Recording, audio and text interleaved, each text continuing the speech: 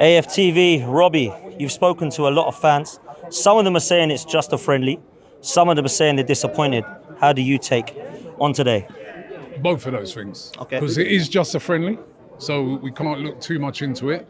But then also, it was a disappointing performance, defensively especially. You know what I mean? Like, the way we was just getting done on the counter every time, that was very worrying, you know what I mean? Because it was similar to the game against Tottenham, and we're going to have to fix that ahead of the new season, you know what I mean? But we can't get carried on. The way Yardman was carrying on, I mean, you know, saying that Footballing dunce, I heard. What's going on? I'm a footballing dunce. Well, let me just put him straight, right? You can't have Victor Gyökeres, right? He spent half of the summer not knowing whether he's going to get a move or not. You know, they've spoken about, you know, him and his agent have spoken about how stressful that time was. He wasn't training. He didn't go back to training with Sporting Lisbon, right? He's only just joined up with us, so he didn't join up from the first game of the season. He flew over. He played the first 15 minutes in Hong Kong, right? He's played 50 minutes today. They're obviously easing him in. If they go out there and they kill him, play a 90 minutes and he gets injured, does a hamstring or something because he's not really had a full pre-season, somebody like Yardman will be the first one crying, right? You have to ease players in. You've got to be sensible with this. I'd love to see 90 minutes. Every single fan here would have liked to have seen him play 90 minutes in Hong Kong, 90 minutes in here, but that's not how it works. And you cannot go and show me probably any signing that's coming for a club that's paid 90. I saw Mbuemo the other day, he didn't play 90 for United. Ekitike didn't play 90 for Liverpool. It's just not the done thing. Alanga didn't play 90 when he joined up with Newcastle.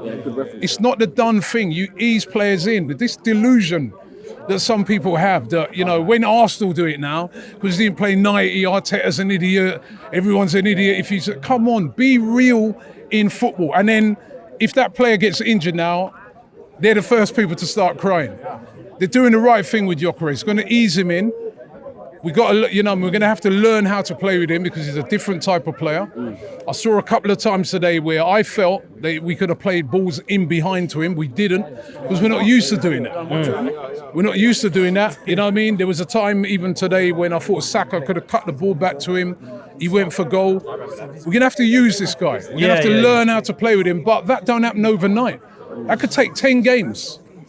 That's the reality of it. It ain't going to happen overnight. And even if it does, even if he scores a hat-trick today, that doesn't mean he's going to score a hat-trick against United. It's going to be a different game there. You know what I mean? When we play against Man United, we're not going to make 11 changes at half-time or 7 changes or 6. These are friendlies. So, you know, just going back to Yardman, you know what I mean? If he watches this, don't stop losing your head over these things. I had the same thing the other day with Lee. You know what I mean? That's friendlies.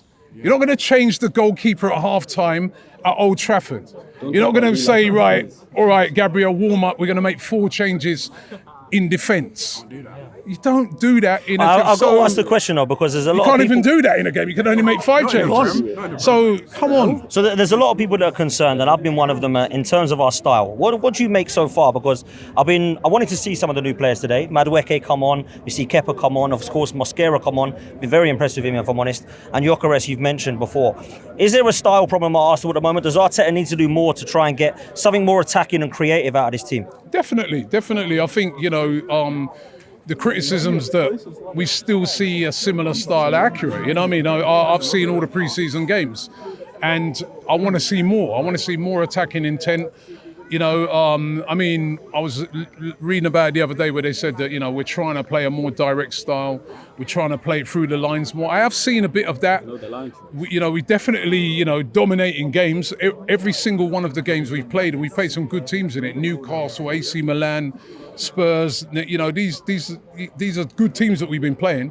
We've dominated every single game, but still not had enough attacking threat. We're still not threatened. I felt today's game, whilst we were completely dominating the game before they scored, we didn't really test the goalkeeper. We just had a lot of possession. We were on them, but we didn't, you know. And I thought they gave us a really good test because, you know, I've seen a lot of these pre-season games and the effort that they put in today, Villarreal, to keep a clean sheet or to defend it, you don't normally see that. Nicolas Pepe as well. Pepe scored, you know what I mean? They were determined to put in a good performance and they did. They were a very good side today. But it was a disappointing performance by Arsenal today, and I want to see more attacking intent, and I want to see more. But for me, we still do have to remember it is a friendly. We still got to get up to speed, and it's all on what do we do when we play against Manchester United. And how are you seeing us playing? It's probably how you're seeing a lot of the teams playing at the moment in pre-season. You know what I mean? They're getting themselves up to speed. They're getting themselves ready for that first game. The game. The thing I would say is it's particularly important for us that we hit that ground running because we got such a hard start. We've got Man United away, we've got Liverpool away, we've got Man City away. All of those before the end of September is one of the most difficult starts of any team in the Premier League. So we're going to have to hit it running.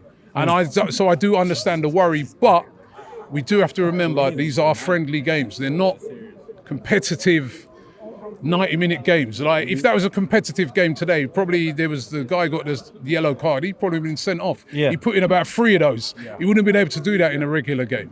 If it was a competitive game against Spurs, that goal wouldn't have stood.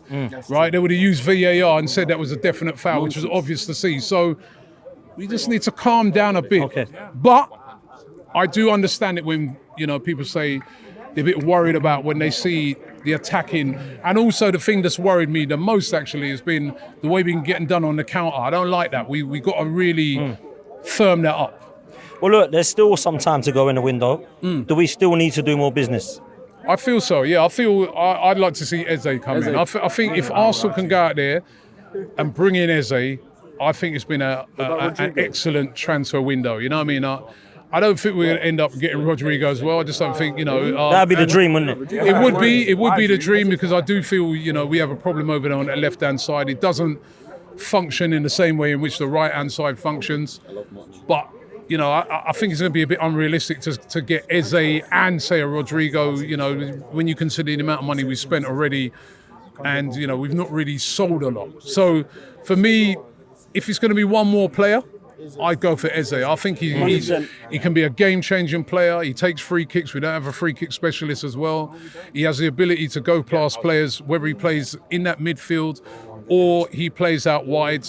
But I think we've done some great business in this transfer window, and I think we've got a lot more to see. Remember, we've not seen half of these players. Madueke, that's the first we've seen him since we bought him. Because remember, again, Club World Cup. Going by Yardman's principle, just start him, bring him back. But he has been away at the Club World Cup.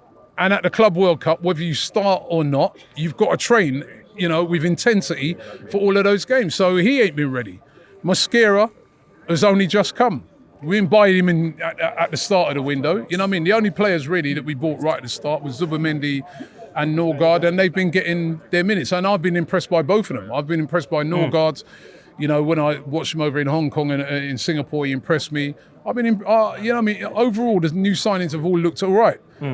But it's going to take like 10, 15 games before we really can really assess them and start saying, yeah, he looks good. It's way too early. It's pre-season. And I always say it, whether we're thrashing teams in pre-season, don't get carried away with that. Because I've seen us have pre-seasons where we've lit it up. And then we lost our first game, right? So it's all about building up to that first game against Man United. That's going to be a tough game. Well, look, my last question. Very tough game because, we didn't beat them last year away. We're very lucky in that game, as a matter of fact. If you remember the away game, they had us under pressure.